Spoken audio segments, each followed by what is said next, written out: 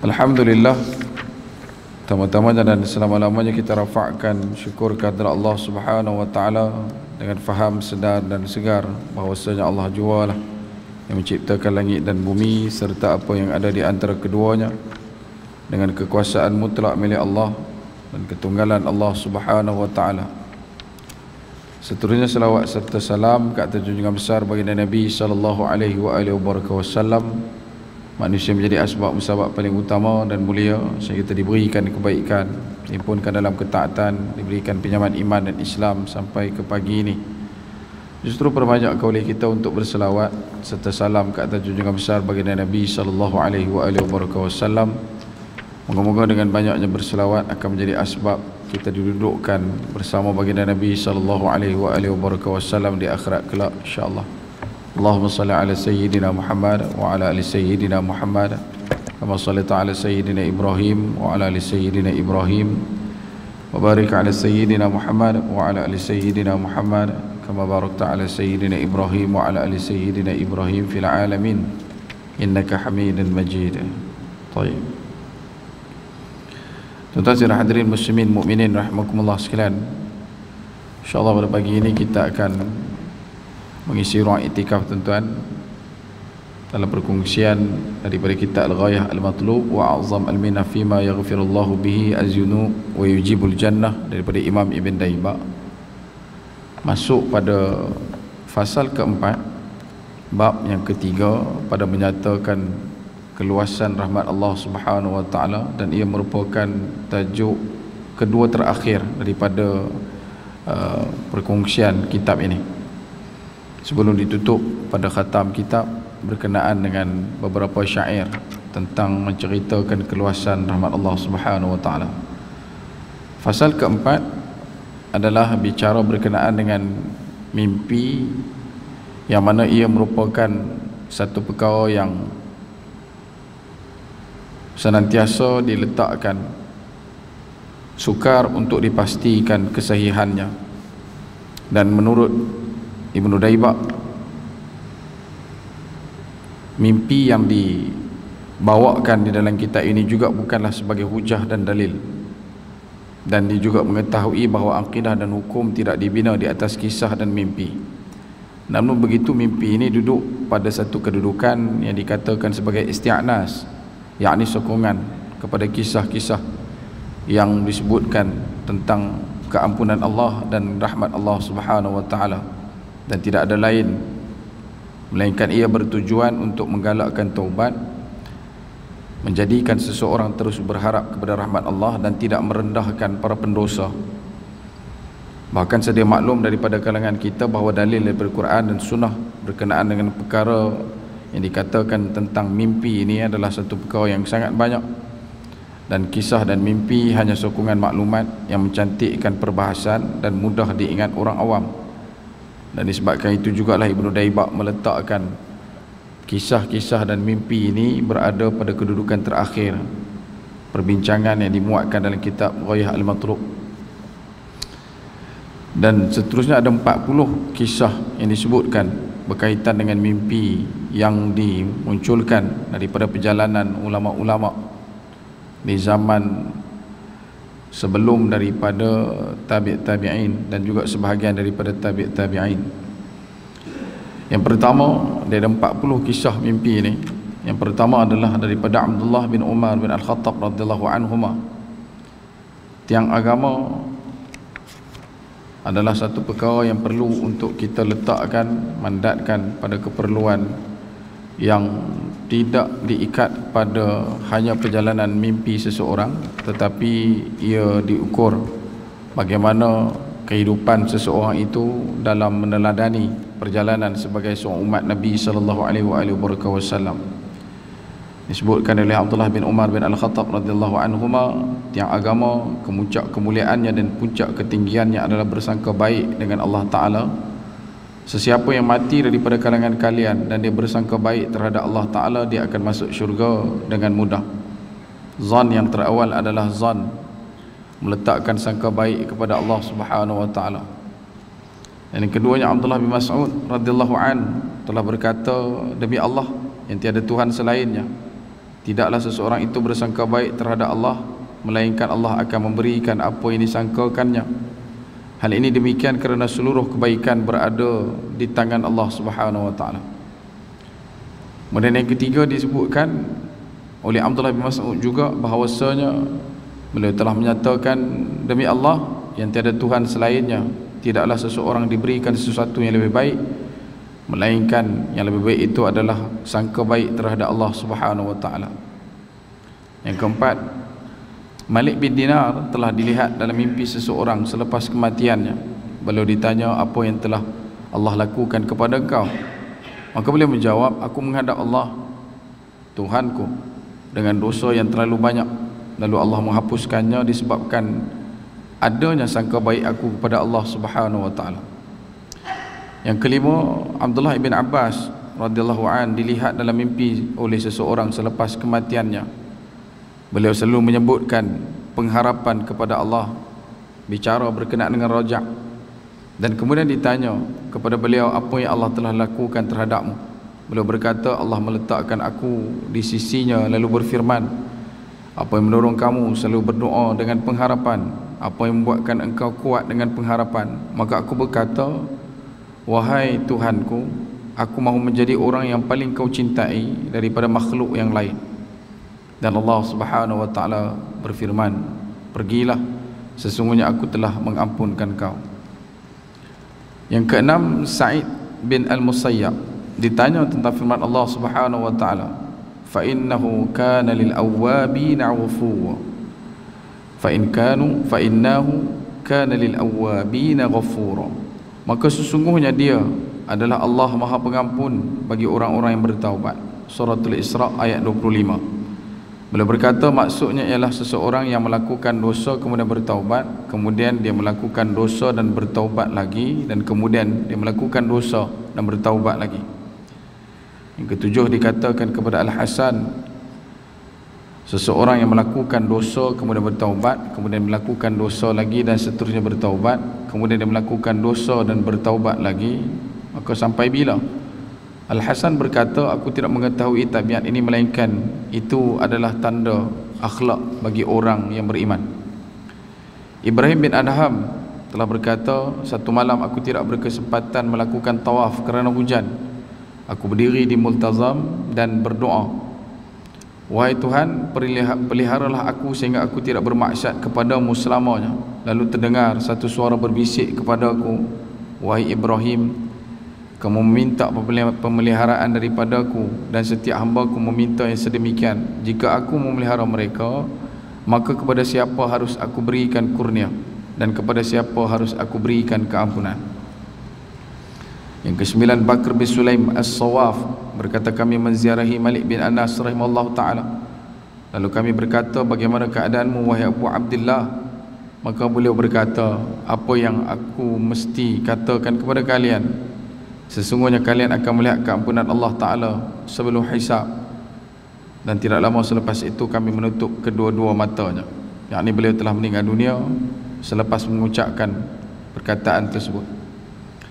Imam Al-Auza'i berkata, jika aku keluar dari dunia ini, yakni mati dengan kalimah tauhid, maka aku tidak khawatir untuk bertemu Allah Subhanahu wa taala walaupun dengan dosa-dosa penduduk bumi.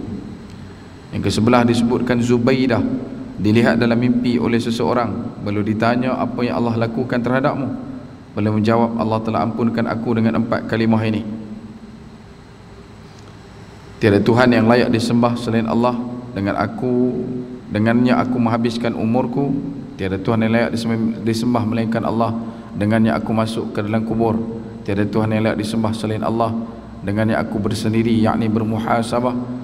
Tiada Tuhan yang layak disembah selain Allah, dengannya aku bertemu Tuhanku. Yang kedua, Al-Imam Malik bin Anas dilihat dalam mimpi oleh seseorang, dan kemudian beliau ditanya, apa yang Allah lakukan terhadapmu? Beliau berkata, aku diampunkan dengan kalimah yang pernah diucapkan oleh Uthman ibn Affan radhiyallahu an ketika menziarahi jenazah, yakni dengan kalimah Maha Suci yang Maha Hidup yang tidak mati, dan aku juga mengucapkannya. Yang ke-13, seseorang yang takut kepada Allah meninggal dunia, lalu dia dilihat dalam mimpi dan dia ditanya, apa yang Allah lakukan terhadapmu? Beliau menjawab, Allah membangunkan aku di sisinya dan berfirman, untuk apa kamu sangat takut kepadaku dengan ketakutan yang tersangat? Tidakkah kamu mengetahui bahawa aku pemurah? Yang ke-14, Al-Imam Al-Wali Khatibuddin Ismail bin Muhammad Al-Hadrami rahimallahu ta'ala berkata kepada sahabat-sahabatnya, kalian sesekali tidak boleh menyembunyikan dosa-dosa daripada Allah dalam keadaan apa sekalipun, dan walau bagaimana keadaan kalian, bersegeralah kalian melakukan taubat. Sesungguhnya aku pernah mencapai satu maqam di sisi Allah Subhanahu wa ta'ala yang melihat takut adalah termasuk dosa-dosa besar, yakni takut untuk bertaubat kepada Allah dikira sebagai dosa-dosa besar. Yang ke-15, seorang lelaki datang bertemu dengan Rabi'atul Adawiyah, lalu dia berkata, sesungguhnya aku banyak melakukan dosa dan kesalahan. Jika aku bertaubat, adakah Allah akan menerima taubatku? Rabi'atul Adawiyah menjawab, kasihan kamu, tidakkah kamu mengetahui bahawa Allah menyeru kepada orang yang berpaling daripadanya? Bagaimana pula dia tidak menerima taubat orang yang berserah kepadanya? Ke-16, Yahya bin Mu'az berkata, pengharapan seseorang mukmin lebih kuat daripada perasaan takutnya.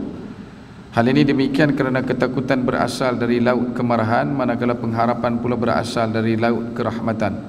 Telah ditetapkan bahawa rahmat itu mendahului kemarahan Allah Subhanahu wa ta'ala. Yang ke-17, Tabi'in Wahab bin Munabih berkata, aku membaca dalam sebuah kitab Allah terdahulu, sesungguhnya aku malu kepada hamba-Ku dan umat-Ku yang telah lama memeluk Islam, kemudian aku mengazabnya selepas itu. Kalau hamba-hamba-Ku tidak bermaksud kepada-Ku, maka aku akan cipta makhluk yang bermaksud kepada-Ku agar dia memohon ampun kepada-Ku, lalu aku mengampunkannya.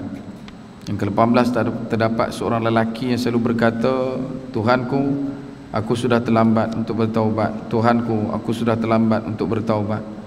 Dan satu hari beliau terdengar satu bisikan, kamu tidak terlambat untuk melakukan taubat itu. Sesungguhnya orang yang terlambat adalah sesiapa yang mati sebelum sempat melakukan taubat. Yang ke-19, Muhammad bin Al-Munkadir Muhammad bin Al-Munkadir berkata, satu malam aku berdoa ketika tawaf, ya Allah, peliharalah aku. Aku berdoa kepada Allah dengan begitu panjang. Lalu pada satu malam aku bermimpi, seolah-olah seseorang berkata kepada aku, adakah kamu yang berkata, ya Allah, peliharalah aku? Aku berkata, ya. Dan dia berkata, sesungguhnya Allah tidak akan memakbulkan. Maka aku berkata kepadanya, kenapa? Dan dia berkata, sesungguhnya Allah mahu seseorang itu melakukan maksiat sebelum memohon ampun. Yang ke-20, seseorang tokoh dilihat dalam mimpi lalu ditanya, apa yang Allah telah lakukan terhadap kamu? Beliau menjawab, Allah membangkitkan aku dan memberikan buku catatan amalanku. Apabila tiba pada amalan buruk, aku merasa malu untuk membacanya. Allah berfirman, kamu mesti membacanya. Dan aku berkata, Tuhanku, janganlah memalukan aku. Allah berfirman, sedangkan masa kamu tidak malu kepadaku pun, aku tidak memalukan kamu. Maka bagaimana pula aku memalukan kamu ketika kamu berasa malu sekarang? Ketika kamu bermaksud kepadaku dalam keadaan tidak malu kepadaku pun, aku tidak memalukan kamu. Maka bagaimana pula aku memalukan kamu ketika kamu berasa malu kepada aku sekarang? Yang ke-21, Al-Hasan bin Syam'un pernah berkata, apabila seseorang hamba berkata, Tuhanku, aku telah bermaksiat, Allah Azza wa Jalla berfirman, hamba-Ku, aku telah melihatnya. Kemudian dia berkata, Tuhanku, aku banyak bercakap perkara sia-sia. Allah Azza wa Jalla akan berfirman, hamba-Ku, aku telah menyaksikannya. Apabila dia berkata, Tuhanku, aku telah menyesal akan perbuatan maksiatku, Allah Azza wa Jalla akan berfirman, hamba-Ku, aku mengetahuinya. Apabila dia berkata, Tuhanku, aku mengaku kesalahanku, Allah Azza wa Jalla akan berfirman, hamba-Ku, aku telah ampunkan. Dan apabila dia berkata, Tuhanku, sesungguhnya aku bertaubat, Allah Azza wa Jalla akan berfirman, hamba-Ku, aku telah menerima taubat. Yang ke-22, diceritakan bahawa seseorang berkata pada satu hari, Tuhanku, aku telah bermaksiat, aku telah melakukan dosa, aku telah mengingkari dan aku telah melakukan kesalahan. Bila terdengar satu suara berkata, dan aku telah menutupnya, aku telah membebaskannya, aku telah mengampunkan dan aku telah memaafkan. Yang ke-23, diceritakan daripada Al-Asma'i, beliau berkata, aku melihat seorang Arab Badui di Bukit Arafah. Dan aku mendengar daripada doa Tuhanku, kepadamu aku keluar dan engkau yang beri daya untukku keluar. Kepadamu aku menghadap dan engkau yang menghadapkan aku. Dengan pemberianmu aku patuh dan engkau yang memudahkan aku. Dengan ilmumu aku telah ingkar dan tidak ada alasan bagiku. Demi hujah yang engkau datangkan kepadaku, ampunkanlah dosaku. Dan Al-Asma'i berkata, aku terdengar satu suara berkata kepadaku, kalau dosamu sebanyak titisan hujan, daun-daun pepohonan, bilangan debu dan batu di jalan, kami akan ampunkan dosamu dengan perjanjian ini terhadapku dan penerimaanmu terhadapku serta doamu kepadaku. Yang ke-24 dia ceritakan daripada Al-Kalabazi rahimallahu ta'ala, beliau berkata, aku bermimpi seakan-akan kiamat telah berlaku dan Allah yang maha benar telah menghitung amalanku dan aku berada dalam kesusahan yang besar. Tiba-tiba ada seorang lelaki penjual garam di sisiku.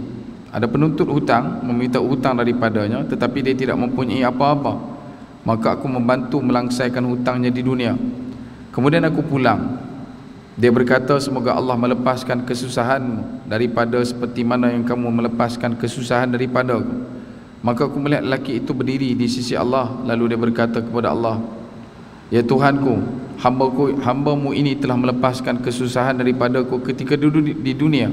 Lalu Allah subhanahu wa ta'ala berfirman, sesungguhnya aku telah ampunkan dia kerana bantuannya terhadapmu. Yang ke-25, seorang soleh meninggal dunia. Lalu ada seorang sahabat melihatnya dalam mimpi dan dia berkata kepadanya, apa yang Allah lakukan terhadapmu? Dan beliau berkata, Allah telah mengampunkan aku. Maka dia berkata, kenapa? Beliau berkata, masa di dunia dia mengilhamkan kepadaku untuk membaca ya Rabbi kullu syai' biqudratika ala kulli syai' ighfir li kulla syai' wa la tas'alni an syai'. Wahai Tuhan, setiap sesuatu dengan kekuasaanmu atas setiap sesuatu, maka ampunkanlah segala dosaku. Jangan persoalkan aku atas setiap sesuatu. Selepas aku mati, aku dibangkitkan di sisinya. Allah berfirman, wahai hambaku, berdoa kepadaku seperti mana kamu berdoa di dunia. Dan kemudian aku membaca ya Rabbi kullu syai'. Lalu Allah berfirman, kamu benar wahai hambaku. Kemudian aku membaca biqadratika ala kulli syai'. Kamu benar, sungguh aku berkuasa atas setiap sesuatu. Ighfir li kulli syai'. Kemudian Allah subhanahu wa ta'ala menyatakan, sesungguhnya aku telah ampunkan kamu atas setiap perkara. Dan kemudian aku baca wala tas'alni an syai'in. Dan Allah berfirman, jangan masukkanlah ke dalam syurga. Masuklah kamu ke dalam syurga dengan rahmatku dan aku adalah yang maha penyayang antara orang yang penyayang. Yang ke-26, seorang ahli maksiat meninggal dunia. Lalu dia datangkan jenazahnya untuk disolatkan.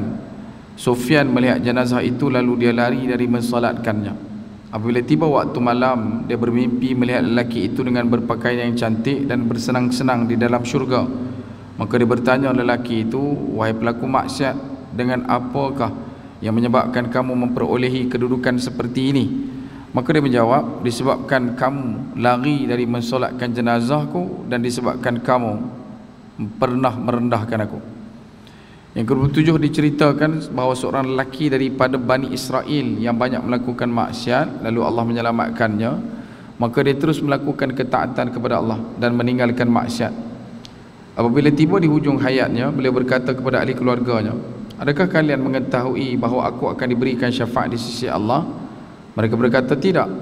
Sedangkan para nabi tidak akan menerimamu, para salihin tidak akan memandangmu, maka ke atas siapa kamu mahu bergantung? Bila mana mendengar kata-kata mereka, dia pun keluar dengan wajah yang kecewa. Lalu dia mendatangi satu lembah dan dia meletakkan pipinya di atas tanah dan mengangkat tangannya ke langit. Lalu dia merendah diri dan berdoa, Tuhanku, sesungguhnya engkau mengetahui keadaanku. Sesungguhnya aku datang kepadamu dalam keadaan yang fakir lagi hina dan membawa amalan yang tidak baik. Maka buatlah terhadapku dengan apa yang selayaknya dengan kemuliaanmu, wahai yang maha mulia. Tiba-tiba ada satu suara dari hujung perkampungan menyerunya, apa yang Allah akan lakukan terhadap orang yang berdiri di sisinya seperti ini? Sesungguhnya kami telah gantikan yang buruk dengan kebaikan dan kami meninggikan darjatmu di syurga. Kisah yang ke-28 disebutkan Abu Ghalib bercerita, aku pernah bermusafir untuk bertemu dengan Abu Umamah di Syam. Satu hari aku menziarahi seorang pemuda yang sakit yang merupakan jiran kepada Abu Umamah. Di sisinya terdapat bapa saudaranya dan dia berkata, wahai musuh Allah, bukankah aku telah memberitahumu, bukankah aku telah melarangmu? Pemuda itu berkata, wahai bapa saudaraku, kalau Allah menghantarkan aku pergi kepada ibuku, maka apa yang akan dilakukan terhadapku? Maka beliau berkata, ibumu akan memasukkan kamu ke dalam syurga. Dan pemuda itu berkata, Allah lebih penyayang kepadaku daripada ibuku. Lalu pemuda itu mati dan beliau dikuburkan bersama bapa saudaranya. Ketika hendak menguruskannya, dia terjaga dan terkejut. Dan aku berkata kepadanya, kenapa dengan kamu? Beliau berkata, kuburnya diluaskan dan penuh dengan cahaya. Yang ke-29, diceritakan bahawa seorang lelaki sudah terbiasa melakukan perkara keji. Tidak ada satu pun perkara terkeji yang tertinggal, melainkan dia pernah melakukannya. Satu hari dia jatuh sakit dan tiada seorang pun jiran yang menziarahinya. Dia lalu memanggil seorang kenalannya dan berpesan, jiran tetanggaku terganggu olehku semasa hidupku, dek kerana aku senantiasa melakukan perkara-perkara yang keji yang mengganggu ketenteraman jiranku. Justru aku tidak mahu menyakiti mereka setelah aku mati. Dan apabila aku mati, tanamlah aku di sebelah rumahku dengan tujuan tidak mahu mengganggu dan menyusahkan jiran tetanggaku. Selepas kematiannya, seseorang melihat beliau dalam mimpi dalam keadaan yang baik, dan dia ditanya, apa yang Allah lakukan terhadapmu? Maka dia menjawab, Allah berfirman kepadaku, wahai hambaku, mereka telah berpaling daripadamu, ketahuilah sesungguhnya aku tidak berpaling daripadamu. Ke-30, seseorang berkata, aku pernah mempunyai jiran yang berkelakuan jahat. Apabila jenazahnya diangkat, aku menyingkir di tepi jalan agar aku tidak perlu solat ke atasnya. Dia dilihat dalam mimpi oleh seseorang dalam keadaan yang baik. Orang yang bermimpi itu bertanya, apa yang Allah telah lakukan terhadapmu? Dia menjawab, Allah mengampunkan aku dan berfirman, katakan kepada Ayub, yakni lelaki yang berusaha untuk tidak mahu mensolatkan jenazah yang dia nampak, bahkan berusaha untuk melarikan diri daripada terserempak dengan orang yang mengangkat jenazah tersebut, iaitu lelaki yang tidak mahu mensolatkannya. Qul law antum tamlikuna khaza'ina rahmati rabbi idzal la amsaktum khasyata al-infaf. Katakanlah, jika kamu memiliki perbendaharaan rahmat Tuhanku pada ketika itu, tentulah kamu akan berlaku bakhil kedekut kerana takut kehabisan. Suratul Isra ayat yang ke-100. Yang ke-31 diceritakan daripada Abu Qilabah. Beliau berkata, aku punya seorang anak saudara yang sudah terbiasa minum arak. Pada satu malam dia jatuh sakit dan mengutus seseorang untuk meminta aku datang. Aku datang kepadanya. Aku melihat dua susuk kehitaman datang kepadanya. Aku berkata, innalillah, anak saudaraku akan dicelakakan. Tiba-tiba terpancar dua cahaya putih dari tingkap rumah. Salah seorang daripada mereka berkata kepada sahabatnya, pergi turun kepadanya, yakni pergi turun kepada anak saudara, kepada Abu Qilabah.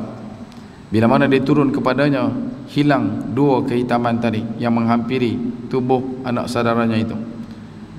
Dan dia menghampiri dan dia memeriksa mulutnya, lalu berkata, di mulut ini tidak ada zikir padanya. Kemudian dia memeriksa perut dan berkata, aku tidak melihat padanya puasa. Kemudian dia meriksa kaki dan berkata, aku tidak melihat padanya sebarang salat. Maka sahabatnya berkata kepadanya, kasihan kamu, lihatlah sekali lagi. Maka dia pun memeriksa sekali lagi dan berkata, aku tidak melihat padanya zikir, dan aku melihat perutnya tidak ada tanda-tanda puasa, aku melihat kakinya tidak ada tanda-tanda melakukan ibadah salat. Dan mereka berkata, kasihan umat Muhammad sallallahu alaihi wasallam yang tidak ada bersamanya walau satu orang, satu kebaikan. Naiklah, biar aku pula yang turun. Lalu seseorang lagi pun turun dan memeriksa mulutnya, lalu berkata, perkara yang sama. Di mulut tidak ada zikir, di perut tidak ada tanda puasa, di kaki tidak ada tanda solat. Dan kemudian dia mengeluarkan hujung lidahnya dan dia berkata, Allah Maha Besar, aku lihat dia pernah bertakbir di jalan Allah dan dia ikhlas padanya, dia antaqiyah. Orang itu lalu meninggal dunia. Aku bau wangian kasturi di rumah. Selepas salat subuh, aku berkata kepada keluarga aku, adakah kalian mempunyai lelaki merupakan ahli syurga? Aku menceritakan kepada mereka cerita anak saudaraku ini. Dan apabila tiba pada perkataan antaqiyah, mereka mengatakan, bukan antaqiyah tetapi antaqiyah. Maka aku berkata, demi Allah, aku tidak namakannya melainkan seperti yang dinamakan oleh malaikat. Yang ke-32 diceritakan daripada Malik bin Dinar, aku melihat satu kaum yang sedang duduk di Basrah mengelilingi satu jenazah yang tidak ada seorang pun yang ingin membawanya. Maka aku bertanya kepada mereka tentang jenazah itu. Mereka berkata, lelaki ini selalu melakukan dosa dan kezaliman. Manusia benci dan enggan mengusung jenazahnya, dan dia tidak mempunyai kawan. Maka Malik bin Dinar berkata, maka aku berdiri dan mensolatkannya ketika itu. Kemudian aku menurunkannya ke dalam liang kubur. Kemudian aku berteduh berhampiran tempat itu. Dan apabila tertidur, aku melihat dua malaikat turun dari langit. Malaikat menggali kuburnya. Salah satu daripada kedua-duanya turun ke dalam kubur. Maka yang satu lagi berkata kepadanya, wahai saudaraku, jangan tergesa-gesa, periksa kedua matanya. Dan dia berkata, aku telah periksa kedua-duanya dan aku dapati ia penuh dengan pandangan kepada perkara yang tidak halal. Maka malaikat berkata, periksalah lidahnya. Maka aku telah meriksanya dan aku dapati ia penuh dengan percakapan yang batil. Malaikat berkata lagi, periksalah kedua telinganya.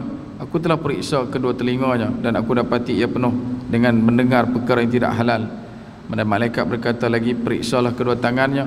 Maka satu lagi malaikat berkata, aku telah periksa kedua-duanya dan aku dapati penuh dengan mengambil perkara haram. Malaikat itu berkata lagi, periksalah kedua kakinya. Dan dia berkata, aku telah periksa kedua-duanya dan aku dapati dipenuhi dengan langkah ke tempat-tempat haram. Maka malaikat satu lagi berkata kepadanya, wahai saudaraku, jangan tergesa-gesa, biar aku yang turun memeriksanya. Maka kemudian ia turun seketika. Kemudian dia berkata, aku telah memeriksa hatinya dan aku dapati padanya secebis kalimah la ilaha illallah.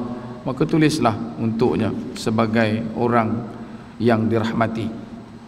Yang ke-33, seorang yang saleh berkata, aku pernah berjiran dengan seorang perempuan tua. Beliau mempunyai seorang anak lelaki yang sangat nakal. Apabila kematian menghampirinya, anak itu berkata, wahai ibuku, letakkan mukaku menyembam ke tanah. Ibunya melakukan seperti yang diminta. Anak itu pun menangis dalam keadaan hampir kepada kematian. Bila mana hampir menghembuskan nafas terakhir, beliau berkata, wahai ibuku, jangan pernah memberitahu kepada sesiapa tentang kematianku. Kuburkanlah aku berhampiran rumahku. Sesungguhnya aku telah hidup dalam keadaan menyakiti jiran-jiranku ketika hidup. Aku tidak mahu sakiti jiran-jiranku setelah mereka mengetahui akan kematianku, dan aku tidak mahu menyakiti jiran-jiranku yang berada di dalam kubur, yakni di tempat perkuburan yang lain. Aku lakukan seperti apa yang diwasiatkan olehnya, kata ibunya, dan aku kuburkannya di dalam rumahnya. Setelah berlalu beberapa malam, ibunya bermimpi melihatnya di taman-taman syurga dan istana yang dihiasi. Antara kedua-dua matanya tertulis dengan cahaya, yakni sesungguhnya dia telah mengakui kesilapannya, maka dia dibebaskan. Ibunya berkata, wahai anakku, bagaimana kamu sampai kepada kedudukan ini? Beliau berkata, bila mana aku mati, Allah membangkitkan aku di sisinya. Lalu Allah berfirman, wahai hambaku, manusia mengusirmu kerana marah kepadamu. Mereka menutup pintu-pintu rahmat buatmu, seolah-olah keampunanku terlalu sempit untuk dosa-dosamu, atau perbendaharaan kerajaanku tidak cukup membalas kebaikan-kebaikanmu. Pergilah, sesungguhnya aku telah mengampunimu. Yang ke-34, seorang soleh berkata, aku pernah berjiran dengan seorang pemuda yang melampau batas ke atas dirinya. Bila mana kematian menghampiri, ahli keluarganya duduk di sisinya sambil menangis. Ibunya memarahinya dan menyalahkannya atas apa yang telah dilakukan selama ini. Bapanya berkata, wahai anakku, inilah kematian yang sering aku peringatkan. Inilah tempat tidur yang selalu aku ingatkan kamu. Kemudian bapanya meletakkan pipinya di atas pipi anaknya dan berkata, aku telah memberi peringatan tentang kematian kepadamu, namun engkau telah melalaikan daripada ketetapannya. Ruginya kamu kalaulah masa boleh dikembalikan, atau nasihatku itu menjadi manfaat untukmu, amat rugi oleh kamu. Pemuda itu kemudian membuka kedua-dua matanya lalu mengisyaratkan kepada bapa dan ibunya supaya mendekat kepadanya, dan dia berkata, kalau Allah Azza wa Jal menyerahkan urusanku kepada kalian, adakah kalian akan mengazabku? Maka mereka, kedua ibu bapa itu berkata, semestinya tidak. Bahkan kalau boleh kami tebus diri kami dengan diri kamu. Dan dia berkata, demi Allah, sesungguhnya Allah lebih penyayang terhadapku daripada kalian berdua. Allah lebih menyayangi aku lebih daripada seorang ibu dan ayah menyayangiku, bahkan lebih baik. Sesungguhnya telah sampai kebaikannya dan kesantunannya kepadaku sebelum perasaan itu wujud dalam diri sekalian. Kemudian dia mati selepas beberapa ketika.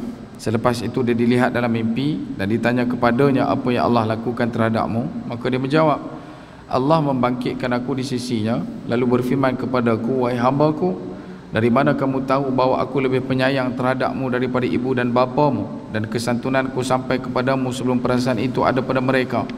Maka aku berkata, wahai Tuhan, ketika mana aku melakukan perkara keji, Engkau telah membentukku, menjagaku, memberiku minum, memberiku makan, dan Engkau berterusan menyantuniku sehinggalah Engkau menjadikan aku sebaik-baik bentuk. Lalu siapakah yang lebih baik terhadapku selain Kau, wahai Tuhanku? Allah berfirman, kamu benar wahai hamba-Ku, pergilah, sesungguhnya aku telah mengampunimu. Yang ke-35 diceritakan bahawa Al-Hasan Al-Basri pernah menziarahi jenazah. Lalu Al-Farazdaq datang dan duduk di sisinya, dan beliau berkata, masa akan berkata kepada manusia, berhimpun pada jenazah ini sebaik-baik manusia dan sejahat-jahat manusia. Al-Hasan berkata, bukankah aku daripada sebaik-baiknya, dan bukan juga kamu daripada sejahat-jahatnya, tetapi apakah yang kamu persiapkan untuk hari kematian, wahai Farazdaq? Al-Farazdaq menjawab, penyaksian bahawa tiada Tuhan yang layak disembah selain Allah sejak 70 tahun. Al-Hasan Al-Basri kemudian berkata, ya, sesungguhnya kamu sememangnya telah membuat persiapan. Bila mana Al-Farazdaq meninggal dunia, sahabatnya melihatnya dalam mimpi dalam keadaan yang baik, dan beliau bertanya kepada Al-Farazdaq, apa yang Allah lakukan terhadapmu? Maka Al-Farazdaq menjawab, Allah mengampunkan aku dengan kalimah yang aku ucapkan di hadapan Al-Hasan Al-Basri. Yang ke-36, Ibn Abu Al-Wafa menyebutkan dalam Tabaqat Al-Hanafiyah ketika menceritakan kisah Al-Hasan bin Utsman Al-Ziyari, bahawasanya beliau melihat Allah Azza wa Jalla dalam mimpi. Beliau berkata, aku melihat cahaya yang terang benderang yang tidak ada setanding dengannya. Aku juga melihat seseorang dan aku rasakan dia ialah Nabi sallallahu alaihi wasallam. Sepertinya baginda sedang memberi syafaat kepada seorang lelaki dari umatnya. Aku mendengar Allah Subhanahu wa taala berfirman, tidakkah cukup bagimu dengan ayat yang aku turunkan dalam surah Ar-Ra'd yang berbunyi, wa inna rabbaka lazu maghfiratin linnas ala zulmihim, dan ingatlah sesungguhnya Tuhanmu amat melimpah keampunannya bagi manusia meskipun mereka sangat zalim. Dan beliau berkata, kemudian aku tersedar daripada tidur. Al-Hasan adalah daripada sahabat Al-Qadhi bin Yusuf, anak murid kepada Imam Abu Hanifah rahimallahu ta'ala. Yang ke-37 diceritakan daripada Ali bin Al-Muwaffaq As-Sufi rahimallahu ta'ala. Beliau berkata, aku melihat Allah Azza wa Jalla dalam mimpi, maka aku telah berkata, wahai Tuhan, sesungguhnya Engkau telah memberikan kebaikan-kebaikan kepadaku sebagai umat Nabi sallallahu alaihi wasallam. Lalu Engkau timpakan aku dengan kejahatan-kejahatan mereka. Lalu Allah Azza wa Jalla menyeruku, kamu yang memuliakan hamba-hambaku, sedangkan aku yang maha mulia. Demi kemuliaan dan keagunganku, aku akan ampunkan kamu. Ampunkan bagi sesiapa yang mengucapkan kalimah la ilaha illallah, tiada Tuhan yang layak disembah melainkan Allah, Muhammad Rasulullah, Muhammad itu pesuruh Allah, dengan sebenar-benarnya. Kemudian aku payungi dengan rahmatku dan memasukkannya ke dalam syurga. Yang ke-38, Imam Ahmad Ibn Hanbal rahimahullah ta'ala ditanya tentang umat Muhammad sallallahu alaihi wasallam, adakah semuanya akan masuk syurga? Imam Ahmad menjawab, ya, semua umat Nabi sallallahu alaihi wasallam akan masuk syurga. Kemudian beliau ditanya lagi, apakah dalil bagi perkara tersebut? Imam Ahmad berkata, firman Allah Subhanahu wa taala dalam surah An-Nisa ayat 31, in tajtanibu kaba'ira ma tunhauna anhu nukaffir ankum sayyi'atikum wa nudkhilukum mudkhalan karima. Jika kamu menjauhkan dosa-dosa besar yang dilarang kamu melakukannya, kami akan ampunkan kesalahan-kesalahan, yakni dosa-dosa kecil kamu, dan kami akan masukkan kamu ke tempat yang mulia, yakni syurga. Dan Imam Ahmad bin Hanbal ditanya lagi, dalil ini adalah untuk orang yang menjauhkan diri daripada dosa-dosa besar, maka apakah dalil bagi sesiapa yang tidak menjauhkannya?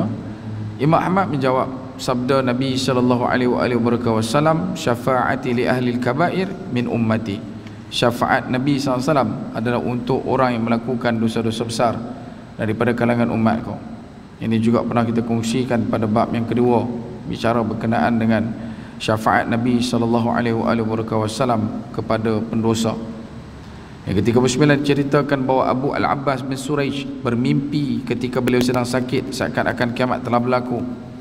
Allah Ta'ala berfirman, di manakah para ulama? Lalu mereka datang dan Allah berfirman kepada mereka, apa yang kalian amalkan daripada apa yang kalian tahu?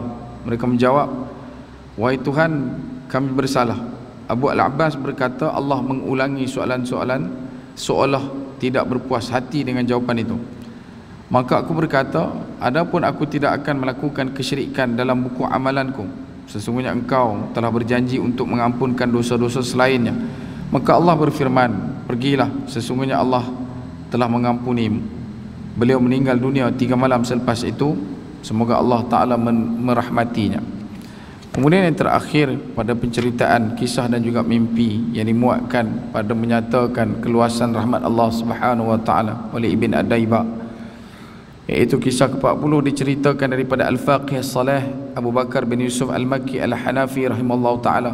Beliau berkata, aku bermimpi seolah-olah kiamat telah berlaku. Lalu didatangkan para ulama 4 mazhab, Abu Hanifah, Malik, Syafi'i dan Ahmad ibn Hanbal rahimallahu ta'ala.